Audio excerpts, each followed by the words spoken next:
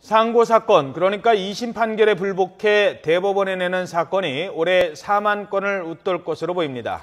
현행 대법관 14명 체제로는 과부하가 걸려 제도 개선이 필요하다는 데에는 공감대가 이뤄졌지만 대법원이 대안으로 제시한 상고법원 도입 논의는 좀처럼 속도를 내지 못하고 있습니다. 김준영 기자의 보도입니다. 지난해 대법원이 처리한 상고 사건은 38,141건, 대법관 1명이 약 3,178건씩 휴일 없이 일했다 해도 매일 8.7건을 소화한 셈입니다.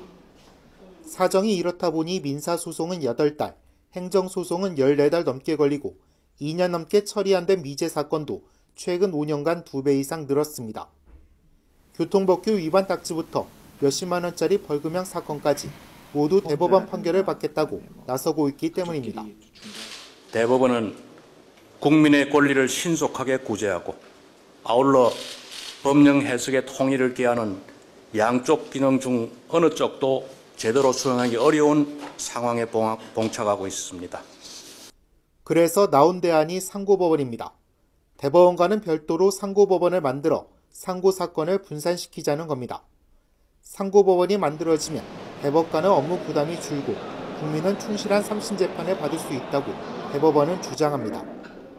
지난해 12월 여야 의원 168명이 이런 법안을 발의했지만 법조계와 입법부인 국회 내에서도 찬반 의견이 갈리고 있어 해당 상임위원회에서 논의가 좀처럼 속도를 내지 못하고 있습니다.